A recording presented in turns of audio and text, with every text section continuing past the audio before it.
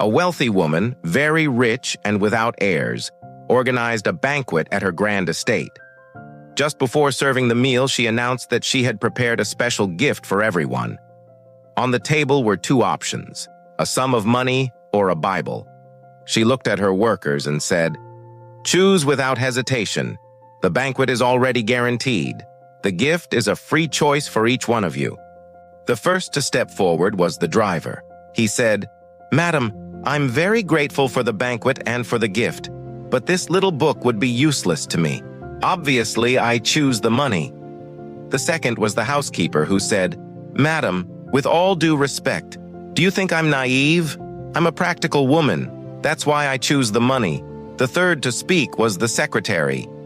She explained, "Madam, I love reading fashion magazines. If at least this were one of those, maybe I'd choose it. But this is just a boring Bible, so I'll take the money." When it was the fourth worker's turn, the rich woman stepped forward and said, "Listen, young lady, I know you are the poorest of them all, so I'll just give you the money.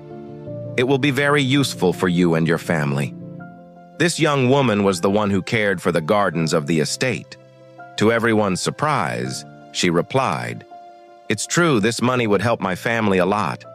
But ever since I was a child, my mother taught me that the Word of God is a lamp to our feet and a light to our path.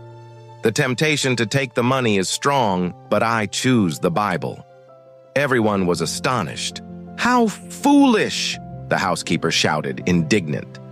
But when the young woman opened the Bible, she found two envelopes. In the first was a sum of money 10 times greater than what the others had received. And in the second envelope, to everyone's surprise, was a will in which the rich woman declared that, when her time came, she would leave everything she owned to the poorest servant. The lady concluded by reading aloud a passage from the Bible to all who were present, Proverbs 3:5-6. "Trust in the Lord with all your heart, and do not lean on your own understanding. In all your ways acknowledge him, and he will make your paths straight." If this were just a simple story, maybe you would share it lightly with others. But now I challenge you to share this as a testimony.